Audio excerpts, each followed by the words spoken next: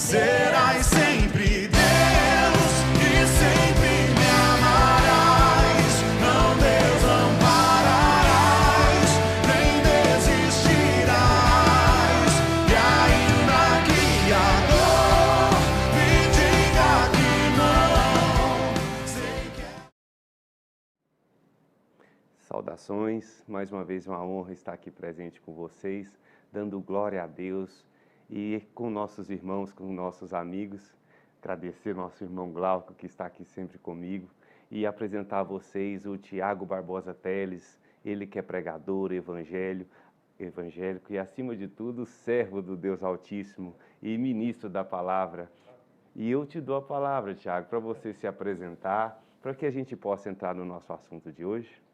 Prazer, meu nome é Tiago Barbosa Teles, como o doutor já falou. É um prazer estar aqui hoje. De verdade, a graça de Deus tem nos trago até aqui. E eu acredito que vai ser um bate-papo bem bacana, bem legal. Vai dar pra gente compartilhar bastante coisa. Agradeço desde já. Muito obrigado. Tiago, o tema escolhido hoje é compreendendo a graça de Deus. Você poderia explicar para a gente o que é a graça de Deus?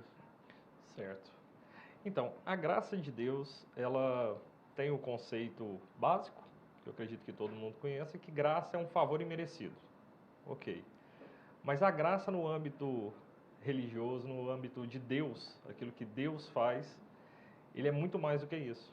E a graça, ela não anda sem termos o conhecimento do que é a lei, o que é a liberdade e a libertinagem. Então a graça, ela é permeada por algumas coisas. Uma dessas coisas, liberdade, libertinagem. E hoje tem se confundido bastante o que é graça, o que é lei, o que é libertinagem e o que é a liberdade de Deus. A palavra fala que para a liberdade Cristo nos libertou. E Ele trouxe sobre nós essa graça, para que pudéssemos viver em abundância. Então a graça, ela é o poder de Deus manifesto em Jesus. Basicamente ela é isso.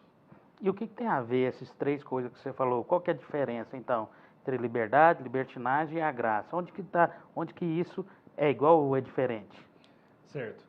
Para explicar isso, eu acho que é bom a gente pegar a linha bíblica, né? Então a gente pega a lei e a graça. Por que que eu falo isso?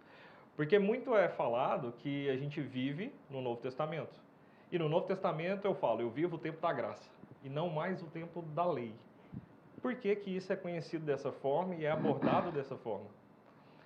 Porque a graça, ela é manifesta em Cristo Jesus. Amém. Mas a lei, ela é a lei de Moisés. Então a gente tem o Pentateuco, que são as leis estabelecidas na terra. E nesse passar entre Velho Testamento e Novo Testamento, a gente tem a manifestação da graça em Cristo Jesus na cruz. A questão é que existe hoje a hipergraça, que é uma graça sob graça. Essa graça sob graça, ela entra no ponto da libertinagem. Judas, em capítulo único, verso 4, ele fala, ó, acautelai-vos das pessoas que têm entrado no vosso meio, pregando uma libertinagem. Eles já estão condenados ao inferno desde a origem. Só que eles entraram na igreja e estão trazendo a libertinagem como se fosse a liberdade, a graça. Por quê? Porque a graça é um favor imerecido. Então, se eu entendo que eu não mereço a salvação, mas Cristo me salvou, eu começo a entender que, então eu não consigo vencer o pecado, mas Ele consegue por mim. Então eu entendo que eu posso pecar e Ele vai me perdoar. Eu posso pecar e Ele vai me perdoar. Então a liberdade, ela vai até no âmbito onde eu não ofenda, onde eu não entre na liberdade do meu próximo. Então a partir do momento que eu rompi uma lei humana ou uma lei divina, eu passei do nível da liberdade para a libertinagem. Mas como eu tenho uma lei no Novo Testamento, se o cumprimento da lei é Cristo, e Ele veio para trazer o tempo da graça. E aí entra o problema de hoje em dia, que é a falta de conhecimento da palavra. A graça, ela por si só é um cenário evoluído da lei. A lei, em Mateus, capítulo 10, se não me engano, ele vai ali detalhar todos os cenários da lei do Antigo Testamento. E Cristo, explicando isso para os discípulos, ele fala, ó, foi dito que olho por olho, dente por dente. Essa é a lei de Moisés. Eu, porém, vos digo, se alguém bater na sua face, dá o outro lado. Se alguém te pedir uma túnica, dá também a capa. Se alguém te pede para andar uma milha, vai 2. Então a gente vê que a graça de Cristo, ela veio cumprir a lei em Cristo, porque era impossível para nós cumprirmos a lei. Ela se manifestou como pecado em nós, mas ele veio pagar o preço do pecado. Amém. Mas ele deixou uma nova ordenança. O cumprimento da lei estava nele, e uma nova lei foi estabelecida. Essa lei conhecida como graça. Só que é uma graça que permeia os bons mandamentos de Cristo Jesus. Entendi. E aí, o que acontece quando eu não estou ainda assimilando, acho que o telespectador quer entender a profundidade. Existe tal o livre-arbítrio, né? Todos nós temos o nosso livre-arbítrio capaz de fazer qualquer coisa. Mas há também, mesmo a gente pecando, agindo contra a vontade de Deus, e há um momento em que a gente pode se arrepender, né? E aí, nesse arrependimento, é que há a graça ou não? Ou se eu continuo pecando, caindo, eu me arrependo, mas depois eu peco de novo, caio, me arrependo. Como que funciona isso? Porque a gente peca toda hora. Então a gente não vai ter direito à graça. Certo. Então, a graça, ela é o poder do Espírito manifesto em nós. Qual a diferença do Velho Testamento para o Novo Testamento? Vamos pegar a parte de redenção de pecados, por exemplo, e salvação, que seria esse cenário. Então, se eu peco, ele me perdoa, ele peca, me perdoa. Basicamente, a pergunta é, quantas vezes eu posso pecar até eu ser salvo? O que eu posso fazer na esfera natural que não vai me tirar a salvação ou a presença dele? Uhum. Certo. O que a gente entende? O Velho Testamento, ele traz o sumo sacerdote como a expiação de pecados. Então, o sumo sacerdote, ele se apresentava no Santo dos Santos uma vez por ano, fazia os sacrifícios, derramava sangue e apresentava o nosso pecado. O nosso pecado era perdoado e isso, teoricamente, me dava liberdade de entrar na presença de Deus. Mas no Novo Testamento, o Cordeiro, que não tinha pecado, se fez pecado por nós. Então, o sangue dele vive dentro de nós. E nesse momento, o templo de Melquisedeque, a palavra fala no Novo Testamento, que Jesus ele se fez o sumo sacerdote por nós, para que pudesse derramar o sangue dele em nosso favor. Uhum. Então, esse sangue ele está sempre em nós. Pensando dessa forma, vem a questão que você colocou. Quantas vezes eu posso pecar? O que eu posso fazer? E se eu pequei, ele vai me perdoar? Se eu pequei, ele vai me perdoar? Vai. O sangue dele é perfeito. Ele nos deu esse privilégio de sermos chamados filhos de Deus.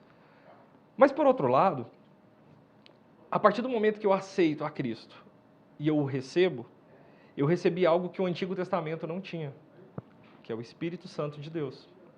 Se eu tenho a consciência do pecado agora, pela lei, e agora eu tenho algo superior, que é o Espírito Santo de Deus em mim, e eu sou templo e morada desse Espírito, eu tenho o poder de dizer não para o pecado. Entendi.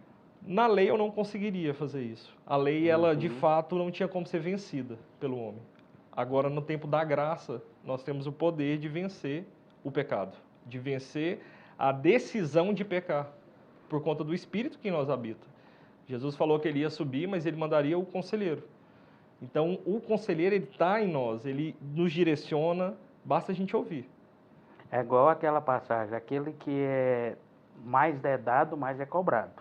Sim. Né? Se você há para você o Espírito Santo de Deus, se você está hoje reconhecendo que Deus é presente na sua vida, né? E você está reconhecendo que você quer ser um cara bom, você entendeu? Então vai ser te cobrado mais. Assim como foi cobrado de Moisés, e não todo mundo podia reclamar, menos Moisés. Entendeu? Todo mundo podia. Por quê? Porque foi dado mais a ele. Sim. Entendeu? Então, a partir do momento em que eu entendo em que Deus, em que Jesus, eu estou na graça de Jesus. Então o pecado não pode fazer parte da minha vida mais. É isso? Exatamente. Entendi. Exatamente isso. O senhor fez uma ponderação que eu achei muito interessante e me preocupou um pouco também. Que é o seguinte, você disse a lei do olho por olho e dente por dente, e que no Novo Testamento Jesus falou, e eu te digo mais. E aí você disse as palavras de Jesus, de dar outra face, né, de que a capa entregar a túnica. E assim, eu tive uma compreensão quando o senhor explicou isso, que para mim receber a graça de Deus, eu tenho que ser a graça de Deus. No seguinte sentido, que eu tenho que viver essa graça não só como o privilegiado dela, como o recebedor do benefício, mas como aquele que proporciona a presença da graça dele. Por quê? Se uma pessoa me ofende e eu sou capaz de perdoá-la e dar outra face, que a face da compreensão, vamos dizer assim, eu estou sendo objeto da graça de Deus. Deus está me usando para ter graça com aquela pessoa. Sim. Porque o natural e o que era de se esperar no Velho Testamento é que ela sofresse ali uma retaliação de morte física, de perda, conforme eram as regras lá que Deuteronômio traz do Velho Testamento. Sim. Agora, se eu não consigo viver essa graça, Tiago, se, por exemplo, eu sou atingido por alguma pessoa que erra contra mim e eu não consigo devolver a outra face, se infelizmente eu não me policio, eu não estou exercendo a graça de Deus na vida daquela pessoa. E nesse instante eu vou deixar de receber a graça dele para mim? Certo. Não. A graça dele é incondicional, né?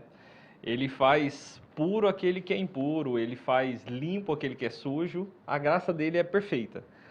Mas, tudo bem, levando para esse lado, vamos entender. Lucas, capítulo 2, ele explica que Jesus, falando de Jesus, do tempo de Jesus quando criança, Jesus crescia em graça, conhecimento e estatura. Olha só, Jesus crescia em graça, conhecimento e estatura. Jesus era o próprio Deus. Só que ele crescia em graça. Se fosse estatura e conhecimento, tudo bem. A gente cresce nisso o tempo, né? A gente começa a beber e vai crescendo e é natural. Mas o crescer em graça também se passa a ser algo novo na nossa vida quando recebemos a Cristo.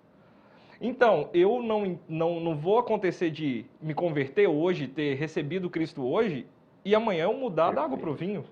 Isso não acontece. Muitas pessoas queriam que fosse assim, né? Nossa, batizei e pronto, agora mudei tudo. Não, não é assim. É um processo. Então a gente tem que estar disposto a viver o processo. O milagre de Deus, ele não é o destino. O destino já está escrito. É todo o caminho, é todo o processo. Então quando ele coloca o caminho, quando ele coloca ali o Espírito Santo, começa a ser vivificado em nós, começa a trazer a presença dele, a intimidade com ele. A intimidade ela não vem do dia para a noite. Então como eu vou espelhar a face de alguém que eu não conheço? Infelizmente, não tem como. Para começar a espelhar as atitudes, ter as decisões que ele teria, ter as atitudes que ele teria, manifestação de poder como ele fazia, manifestação da graça como ele faz, eu preciso de me aproximar mais dele. Então, com o tempo, conversando, dialogando, me aproximando dele, certamente eu vou conseguir perdoar. Agora, o fato de eu não perdoar hoje não significa que eu estou longe dele. É uma limitação. Em alguns momentos, quando Jesus vai fazer alguns milagres nos evangelhos, os discípulos chegam e falam, Jesus, nos ajude na nossa falta de fé. Porque eles não entendiam aquilo, eles não conseguiam fazer aquilo. Em outras palavras, Jesus, eu não consigo perdoar. Eu sei até que o certo seria perdoar, mas eu não consigo. Me ajuda, me faz melhorar nesse cenário. E com o tempo, certamente isso vai vir. Como tudo na vida, é uma questão de passos, de aprimoramento e de melhoria contínua. Então a gente tem que passar o processo com ele para chegar onde ele quer que estejamos. Entendi. E o que você diz faz todo sentido. E agora há pouco você comentou também, até quantas vezes eu posso pecar e Jesus limpar minha barra, né? E eu lembrei da passagem de que foi questionada a Jesus exatamente isso. Senhor, até quantas vezes eu devo perdoar o meu irmão que peca contra mim? 7? Não, 70 vezes 7.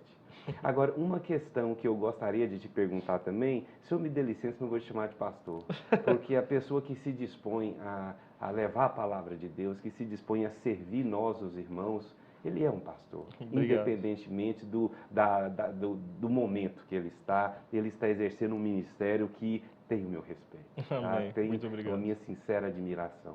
E a pergunta que eu quero te fazer é o seguinte: Jesus também explica para a gente que na medida em que a gente perdoa, é que a gente será perdoado. Na medida em que a gente julga, é que a gente será julgado. Ou seja, para a gente não julgar, para a gente não medir as pessoas, para que a gente não passe pelo mesmo. E aí eu pergunto, mesmo sem eu ter atingido essa total compreensão de compreender a limitação de nossos irmãos, de não julgá-los, de não medir, de não fazer o mal às pessoas e perdoar, mesmo sem ter atingido esse ponto, eu já posso estar diante da graça de Deus? Com certeza. Eu acredito que a graça de Deus ela é manifesta em todo o tempo, né, na nossa vida. O simples... O que seria a graça, né? Vamos pensar assim, eu tenho uma roupa e essa roupa é minha. Eu posso simplesmente cortá-la, jogá-la fora, porque é minha, eu faço o que eu quiser. Nós somos dele. Ele tem o poder sobre a vida, sobre a morte. Ele é Deus. Ele criou todas as coisas. Ele é insondável. Ele é o que era, que é e que há de vir, o alfa e o ômega, o início e fim de todas as coisas. O simples fato de acordarmos e poder respirar, a graça dele já está sendo manifesta em vida. Só que o poder dele é tão assim, sobrenatural, e eu sou tão apaixonado em Cristo Jesus, em Deus, que ele nos dá o privilégio de vivermos isso uns com os outros. A decisão é nossa em conseguir ou não estarmos bem uns com os outros. Até o que você mencionou, a própria oração do Pai Nosso, né? Ela já determina isso. Ela fala, Senhor, perdoa os meus pecados como eu tenho perdoado os meus irmãos. Então, se a gente pega a própria oração do Pai Nosso, será que eu estaria sendo perdoado de alguma coisa? Quantas vezes eu tenho perdoado meu irmão para que Deus possa me perdoar? Quem ganharia mais nessa equação? Eu ou meu irmão? Eu perdoei meu irmão uma vez porque ele pecou comigo. Mas eu pequei 500 vezes com o Senhor e Ele me perdoou todas as vezes. Ele se entregou por mim sabendo tudo que eu ia fazer. Não é uma negociação? Ah, vou perdoar meu irmão para Deus me perdoar? Não, não é uma negociação, né? Porque na graça não tem a barganha. O Novo Testamento ele traz isso de forma evidente, que a salvação, aí já entra já mais no cenário da salvação, no âmbito de salvação, ele não vem pela obra, né? Ele vem pela fé. Então, somos salvos mediante a fé por meio da graça. Então, a fé e a graça, elas estão alinhadas. Juntas. Elas estão juntas. Então, certamente, quando eu tenho uma fé inabalável, eu tenho uma graça manifesta. E aí é onde entra também, já talvez até entrando num cenário um pouco diferente, mas os dons do Espírito Santo. O poder do Espírito Santo, o dom do Espírito Santo é bênção, é cura, né? É palavra de conhecimento, palavra de revelação, palavra de sabedoria. Então ali tem vários dons, oração em línguas, discernimento de línguas, amém. Só que geralmente a gente se atenta muito mais aos dons do que aos frutos do Espírito Santo. Cristo ele trazia com ele os dons, mas em pouquíssimos momentos ele manifestava os dons do Espírito, que eram os milagres, os prodígios. Só que em todo momento da vida dele, os frutos eram evidentes. Longanimidade, benignidade, bondade, amor ao próximo, domínio próprio. Então os frutos, eles são muito maiores do que os dons. Até porque, se buscarmos apenas os dons, tendo a consciência de que eu vou ser salvo, então eu imagino, eu vou ser salvo, eu creio, e eu vou buscar os dons da terra. Quando eu chegar no céu, se assim eu creio, os dons não têm valor nenhum. Agora, os frutos, sim. A intimidade que eu tive com Ele, a presença dEle, é uma constante na minha vida. A vida, ela não finaliza no momento da morte e inicializa um novo processo no céu. Ela é uma constante, é um caminho. Então, eu comecei a viver na eternidade para trás. Porque Ele me gerou lá. E eu vou viver a eternidade futura. Então, quando a gente começa a se colocar nessa linha de tempo e entender que hoje é só um frame, hoje é só uma foto de todo o filme que a gente vai viver, a gente para de preocupar com coisas pequenas. E começa a entender que o perdão, o amor ao próximo é muito maior do que tudo aquilo que eu posso ter, ou as coisas que eu vou ganhar em cima de alguém. Então a gente começa a se dispor na mão dele. Isso que é o fruto. Esse é o fruto. Esse é o fruto.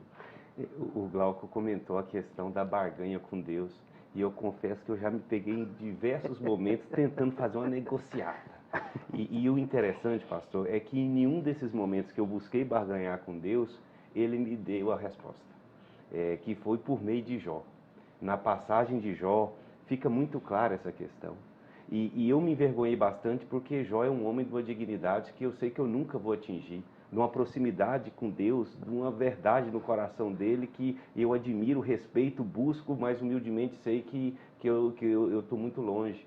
E Deus, depois de ter Jó perdido tudo que tinha, inclusive família, e estando doente, ele perguntou para Jó: o que eu te dei primeiro para eu te dever alguma coisa? Essa palavra mexeu muito comigo. E assim, porque a gente já escutou várias vezes falar que a gente não tem nada para oferecer para Deus. Mas foi essa palavra que me educou, não minha razão, que ela já tinha consciência dessa mensagem, mas o meu coração caiu a ficha nesse dia a respeito disso. Então, assim, é muito verdadeiro esse problema de a gente querer tentar negociar com Deus, esquecendo que é pela graça. Né? E uma coisa interessante dentro desse assunto que nós estamos falando, que eu gostaria que o senhor nos esclarecesse. Eu posso ter acesso à graça de Deus mesmo sendo um pecador, porque é o caminho e não a chegada. Mas e se eu não me sinto digno da graça de Deus? E se eu fujo da presença de Deus porque no meu coração tem alguma coisa que me impede de chegar a Deus? E a gente sabe que até a própria Bíblia narra vários momentos isso, inclusive de uma história linda que Jesus conta do fariseu e do pecador que chega ao monte para rezar. Né? Eu acho que eu já até pincelei a resposta com esse exemplo, mas eu gostaria que o senhor nos esclarecesse a respeito. Certo. Então, esse cenário de não se sentir digno, né? Eu vou usar até outra passagem. A mulher do fluxo de sangue. A mulher do fluxo de sangue é uma passagem que, assim, nossa, como eu amo essa passagem. Era uma mulher, assim, para quem não conhece a história, mas era uma mulher que sofria de hemorragia há 12 anos. Já tinha gastado tudo que ela tinha, todo o dinheiro, tudo que ela tinha, ela já gastou, em médicos. E cada médico falava, não dá para tratar, não dá para tratar, não dá para tratar. Ok, depois de 12 anos, ela escuta falar de Jesus, e Jesus estava passando na cidade. Só que ela se sente tão impura, indigna e fraca para se aproximar dele, que na cabeça dela, ela cria uma concepção de que se ela simplesmente tocasse na orla das vestes de Jesus, ela seria curada. Muitas vezes isso é narrado como uma fé inabalável. Mas, olhando por outro lado, o cenário da época pressupõe que a mulher que estava com hemorragia, ela era impura. Ela não podia ficar no meio do arraial, ela não podia ficar no meio das pessoas, ela não podia encontrar o esposo, ela não podia encontrar o pai, a família, ela não podia fazer comida. Então essa mulher ficou 12 anos exclusa. Ela ficou 12 anos reclusa, sem contato com ninguém, sem afeto com ninguém, sem carinho de ninguém, e perdeu tudo que ela tinha. Então ela não queria contaminar Jesus. Na cabeça dela, ela ainda não tinha a consciência de quem ele era. O que ela sabia era de ouvir falar, que aí volta em Jó. Quando a gente chega no final, a gente entende, tudo que eu sabia, eu só sabia de ouvir falar. Agora eu conheço, meus olhos veem o Senhor. Então, quando ela chega atrás de Jesus e consegue tocar nas vestes dele, e ela é curada, imediatamente Jesus para. E é importante que Jesus estava indo para outro lugar já para curar uma criança que estava morrendo. Então, Jesus já estava ali no meio de um processo atribulado, e ele para e fala, alguém me tocou. Mas a multidão comprimia. E ele fala, não, alguém me tocou diferente, porque de mim saiu virtude. Então, muitas vezes a gente não se sente digno. Mas o que eu posso falar é que, ainda que não nos sintamos dignos de estar próximo dele, é necessário aproximar dele, só isso. Ainda na minha fraqueza, eu me aproximo e falo, Deus, eu sei que eu não sou digno de estar aqui, eu não sou digno de me aproximar do Senhor, mas muda, minha situação. A graça do Senhor seja manifesta na minha vida, porque eu creio em Ti. Ainda que eu não seja digno de estar na Tua presença. Porque ela fez exatamente isso. Ela não se sentia digna, mas ao tocar, Jesus a levanta e fala, filha. Então ali tudo muda na história dela. Ela se aproxima sem entender nada dele, mas sai dali cheia da presença dele. Nossa, agora vamos para o intervalo. Mas antes do intervalo, eu quero fazer uma pergunta para você responder depois do intervalo. Certinho.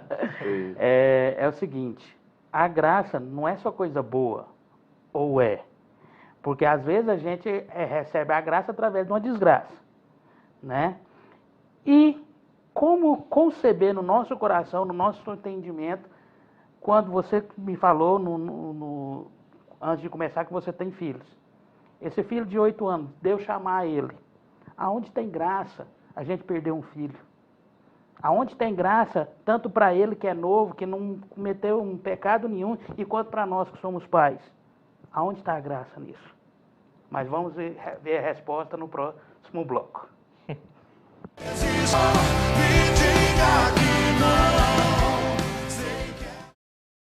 Voltando novamente, pessoal. Então, voltando à pergunta, né, que eu tinha feito para o Tiago, sobre a graça, que ela vem muitas vezes em forma de desgraça, sobre coisas ruins, porque às vezes a gente considera uma graça só coisas boas, né, na vida, só coisas de saúde, de bênção, né, e às vezes a gente não consegue conciliar a bênção com as coisas que dói, que machuca, né, e aí ele vai responder para nós como que a gente enxergar isso, principalmente no exemplo que eu dei, que para mim é uma coisa muito dolorida, né, nessa vida. Eu acho que, não sei, para quem é pai, mãe, eu acho que é uma dor maior que a gente sofre, é a perda de um filho. E aí, passo a pergunta para o Tiago. Essa pergunta é pesada.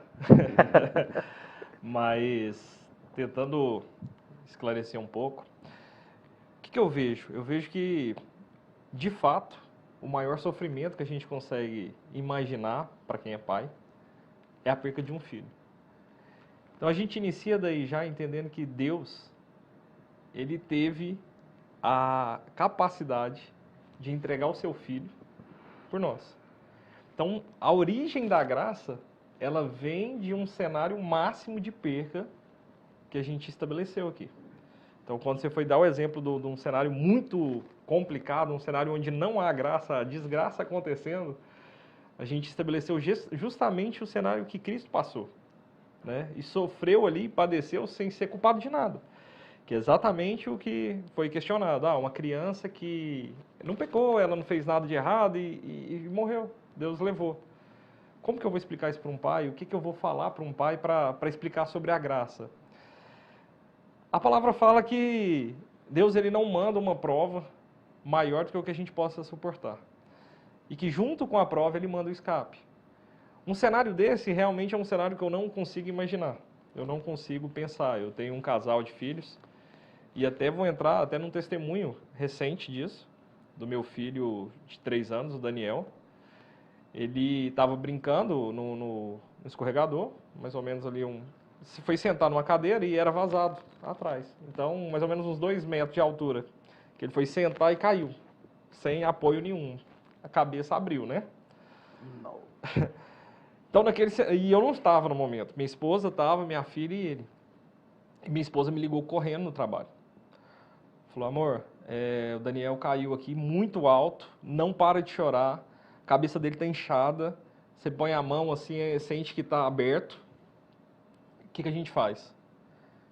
Naquela hora eu estava no trabalho e me veio uma paz. E aí a gente começa a entender algumas coisas. A paz que excede todo entendimento. Ela excede o entendimento. Muitas vezes a gente quer viver aquilo que Deus tem para nós, mas a gente não quer entender o que Ele falou para viver aquilo. Eu não quero passar pelo processo da perca para entender a cura. Eu não quero passar pelo processo da desgraça para viver o milagre. Mas o milagre ele só vai existir no momento onde não tem mais capacidade humana para aquilo. Então, a primeira coisa que eu falei para ela foi, amor, a palavra fala que Deus não fará nada sem revelar os seus amados, os profetas. ele não me falou nada sobre o Daniel. Ele vai ficar bem. Ela falou, tá, mas o que a gente faz? Vamos logo que a gente tem que internar o menino. Falei, tudo bem, vamos fazer o procedimento normal, mas relaxa, não tem nada. Levamos para o hospital, olhamos, fizemos raio-x, tudo. Hemorragia interna e quebrou o crânio. Só que ele quebrou de uma forma que ele trincou e abriu, só que deu hemorragia. Então, assim, o cenário era contrário, a situação era ruim. Mas como que eu vou explicar para alguém que naquele momento eu estava em paz? Ah, você não gosta do seu filho? Não é. O povo vai achar que você é doido, né, velho? O povo vai achar que você é doido, né, velho? E assim, realmente minha esposa, ela falou, amor, como que você está tão em paz assim? Eu falava, amor, eu estou em paz, eu não sei. Ele não me falou nada, Deus não me falou nada, não vai acontecer nada. Mesmo assim, a gente fez todo o processo, analisou, e isso é até interessante, que muitas vezes a gente quer colocar a fé acima daquilo que é natural também, e existem cenários para cada coisa, né? Se eu estou com uma doença e tem como eu tratar isso, eu vou tratar, mas vou tratar isso em Deus também. Então eu trato em todas as esferas, eu trato na parte espiritual, na parte física e na parte da alma. Então a gente tem que ter essa noção. E fizemos ali todo o procedimento e tal. No segundo raio-x, já no segundo dia, o médico já muito preocupado, falou que ele teve alguma anomalia, aconteceu alguma coisa, porque se qualquer coisa que acontecer, tem que entrar na cirurgia urgente. E eu falei, não, tá ótimo. E ele brincando, tranquilo. E graças a Deus, para a glória de Deus mesmo, a cabeça dele ficou no cenário exato. Foi um trincado. Aí eles explicaram, né, toda a parte da ciência, que eu não entendo exatamente, mas foi um trincado simétrico e a hemorragia tinha sido estancada e o corpo absorveu tudo e o trincado sumiu. Resolveu. Então, ficou lá um dia no hospital, no outro dia a gente saiu, foi embora e pronto, ele tá ótimo lá, corre igual doido. Então, assim, como explicar? Eu não tenho explicação, eu sei falar o que eu passei. A graça dele é extraordinária. Agora, se fosse uma perca de um filho, realmente é um cenário complicado. Mas a gente tem que entender que Deus ele vai dar a capacidade para passar por todas as situações. Para a gente chegar do outro lado, muitas coisas vão acontecer aqui. A gente não está isento de passar por desgraças, porque temos a graça de Deus na nossa vida. A graça ela é manifesta da mesma forma. Isso não isenta a gente do problema. Nesse contexto, Tiago, eu me lembro novamente da passagem de Jó, que a gente já citou aqui algumas palavras atrás.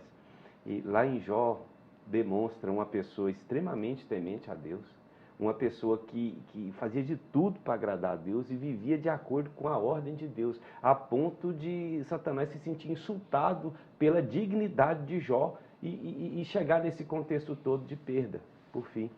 E no final do livro de Jó, Jó deixa muito claro que mesmo ele sendo tudo aquilo que ele já era antes de perder tudo, e tendo aquela proximidade com Deus, aquela entrega verdadeira a Deus, ele diz que foi somente a dor de ter perdido tudo, inclusive mulher, filhos, tudo. Acho que mulher não, né? Só filhos, né? A mulher ficou. A mulher ficou. A única coisa que ficou, né? Para insultar Para ele. insultar. E mesmo diante disso tudo, ele só foi conhecer a Deus depois de ter enfrentado essa dor. E eu me lembro do livro de Jeremias, onde fala que aqueles que me conhecem, eu vou os ajudar. E me fica uma dúvida que eu gostaria que vocês me ajudassem a entender. A dor é o único meio de se conhecer a Deus? Não. Ao meu ver, não. A questão é que o ouro, a prata, tudo aquilo que é precioso, para ele chegar no cenário de pureza, ele tem que passar pelo fogo. Então a palavra em Apocalipse, ela explica sobre isso, sobre todas as obras e tudo aquilo que a gente passou na vida. No dia do julgamento, eles vão ser lançados ao fogo.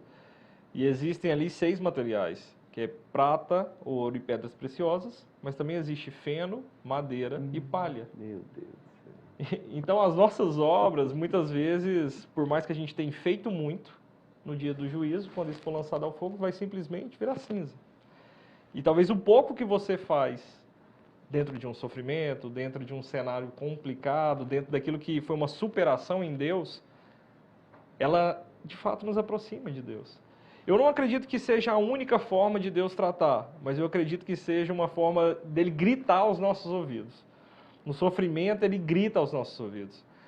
Jó é interessante que Jó, ele nem ia ser tentado por Satanás. Deus chama Satanás e fala, ó, olha meu filho Jó, né? Íntegro, reto, não tem ninguém na terra como ele. Por que Deus fez isso? Ao meu ver, Deus ele entendia a capacidade de Jó. Jó poderia ser o melhor homem na terra, sim, mas ele ainda estava longe de chegar onde ele poderia chegar.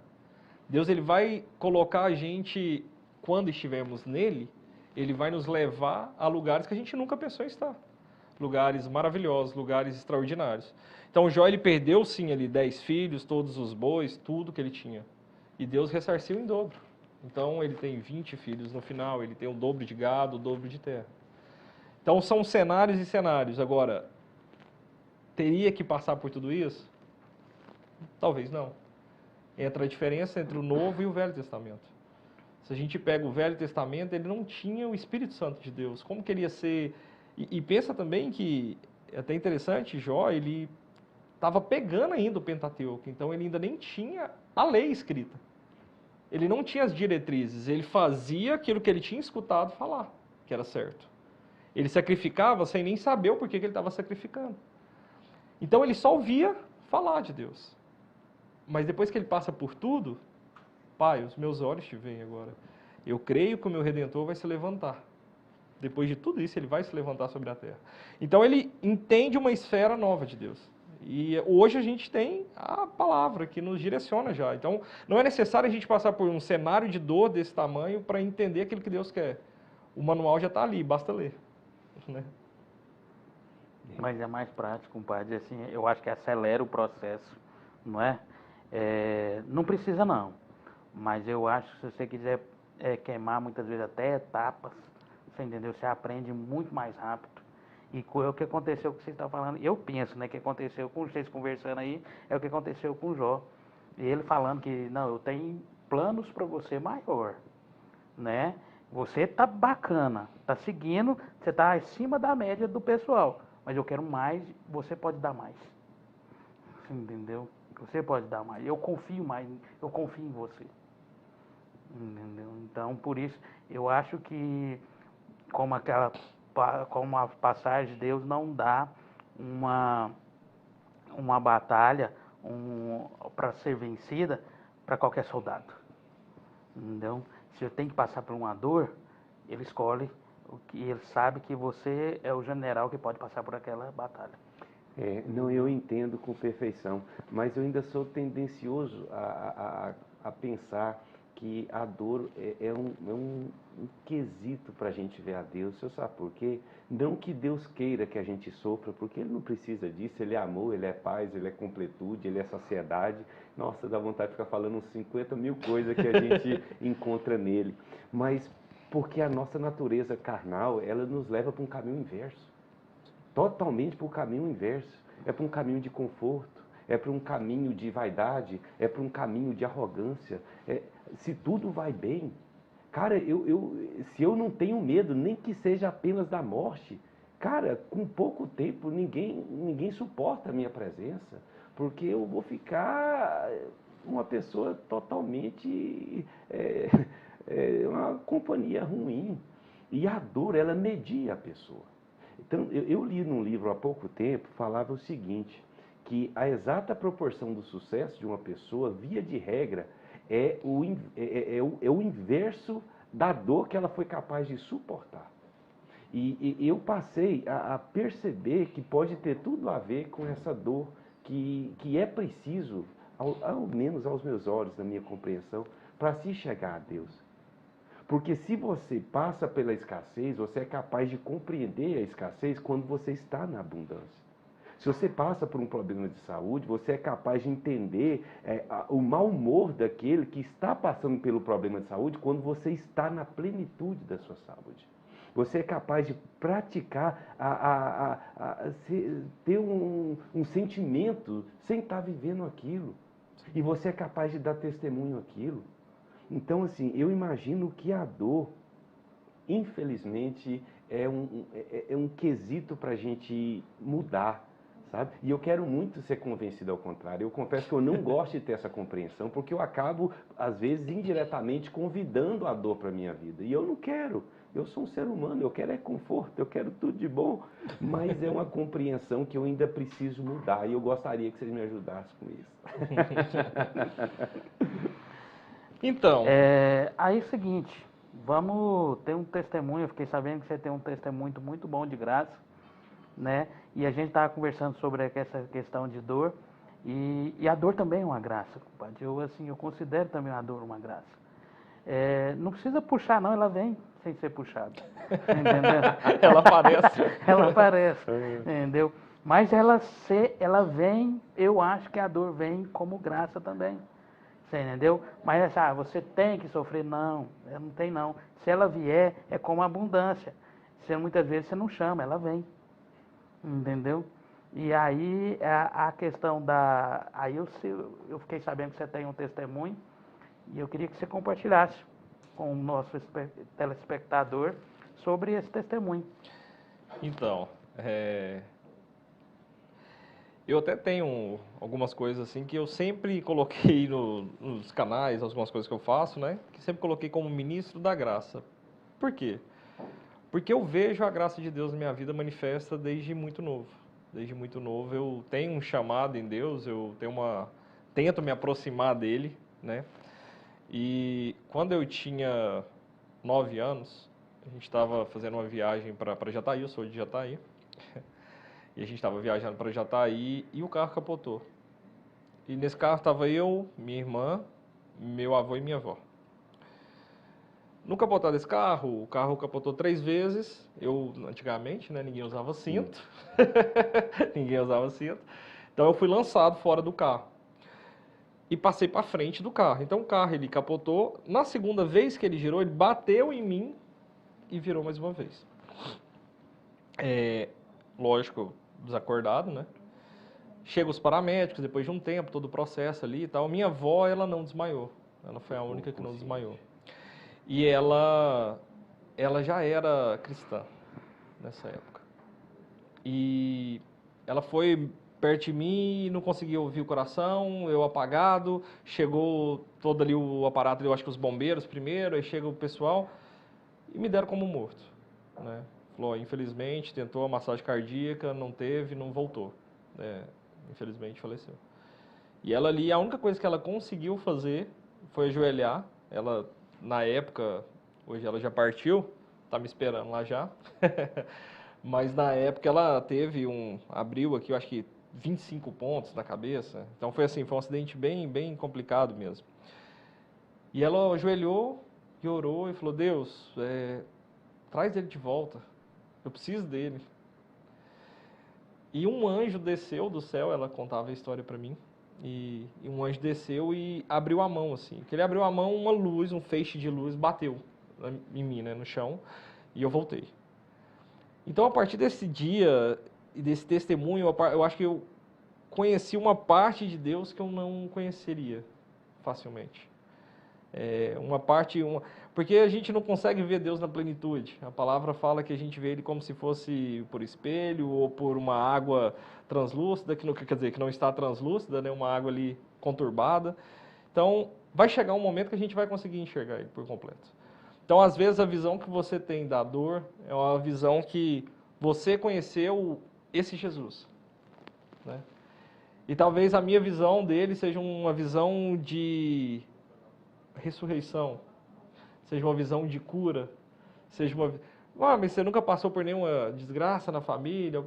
Já um monte, né? Recentemente um monte de gente faleceu e Deus poderia ter curado? Poderia, mas nada abalou minha fé, assim, nessa parte eu sou bem convicto daquilo que Deus quer fazer, e como eu disse anteriormente, em todos os cenários Ele já tinha avisado. Então, é interessante essa proximidade, porque é a visão que eu tenho dele. Mas talvez eu não tenha a visão do Deus da prosperidade, por exemplo, que várias pessoas têm essa visão só de Jesus como Jesus da prosperidade que traz. Eu tenho a visão da cruz, não de uma escada. Né? Se eu não me engano, foi até Augusto Nicodemos falou, por que vocês se aproximam tanto de Deus querendo uma escada? Nosso símbolo é a cruz. Negue-se a si mesmo, pegue a sua cruz e siga-me. Não é para subir na vida, a gente quer descer. A gente quer... O lugar mais alto que eu quero estar é ajoelhado aos pés dele. Ali é o meu lugar. Então, quando eu estiver face a face com ele, essa visão da plenitude dele, a gente vai conseguir entender melhor. Mas, voltando para esse cenário da dor, eu creio também que a dor ela é um holofote de Deus, né? Ele é uma forma de priorizar a situação e falar assim, não, você tem que... Muda isso aqui, ó, vamos vencer isso aqui logo. Então, todos os cenários que a gente pega bíblico, teve dor, né? Você pega José, pega Jó, pega Abraão, qualquer um que a gente pegar na Bíblia, qualquer testemunho grande, seja dos profetas menores, profetas maiores ou dos discípulos, sempre vai ter dor envolvido, porque é um lastro, né? Então, o lastro do sangue de Cristo, ele está em nós também. Eu acho que é necessário também, em alguns pontos, padecer por Cristo, porque ele se entregou para que pudesse vivermos a vida dele. E ele, em vida aqui, ele se entregaria de novo. Então, a gente tem que estar disposto a se entregar por ele todos os dias mesmo. Essa dor, o cenário de sofrimento, ele vai vir mesmo. Só que a gente tem que conseguir vencer nele. Passar pela provação sem estar nela. É um pouco... a gente não tem que estar preso na geografia, ou no nosso cenário atual, ou no nosso sentimento. Eu tenho que sair de mim nele. Porque o Espírito ele fez morada em mim. Só que ele fez morada na carne. Ele está dentro. Mas ainda tem essa crosta de carne aqui que ela não morreu lá atrás, né? Ela traz com ela todas as coisas da carne. E a gente tem que vivificar no Espírito. Então, quando a gente consegue abstrair um pouco a carne e ir para o Espírito, a gente pode passar uma situação, como Paulo diz, aprendi o segredo de viver contente em toda e qualquer situação. Então, na escassez, na pobreza, na doença, mas também na bonança, também na plenitude de Deus. Então, quando a gente aprende o prazer de viver em qualquer situação, ele passa pela situação, todo mundo que olha ao redor fala, cara, mas você está vendo o que está acontecendo? E você que está no meio do tormento, no meio da tempestade, você não tem sentido ele, porque a gente está nele, a gente está firme nele.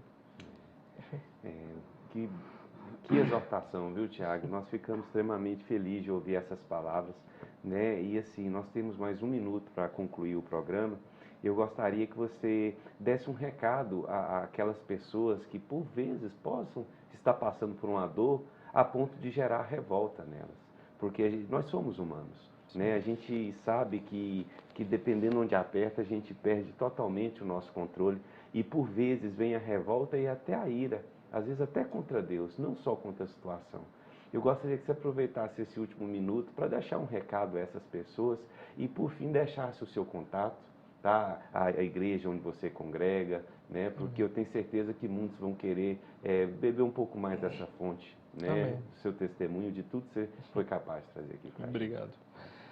Então, para todos aqueles que estão assistindo, né, e estão passando por um momento de dificuldade, como foi já abordado hoje, eu creio que a dificuldade, o cenário de loucura, ele vem sobre aqueles que estão preparados para suportá-lo.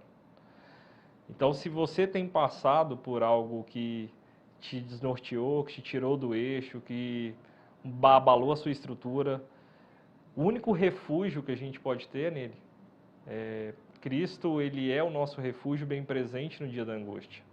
A palavra fala que ele levou sobre si todas as nossas enfermidades, o castigo que nos tirava a paz estava sobre ele, e pelas suas pisaduras nós fomos sarados, curados, redimidos, transformados. Então, se a gente tem passado alguma coisa que está nos matando, seja fisicamente ou espiritualmente, que venhamos a levar isso para ele, porque ele tem a solução para todas as coisas. Amém. Muito bom. Agradecemos a presença do Tiago, né? E agradecendo vocês, espectadores, que estão com a gente, e que a graça de Deus esteja no lar de cada um de vocês. Amém. Amém.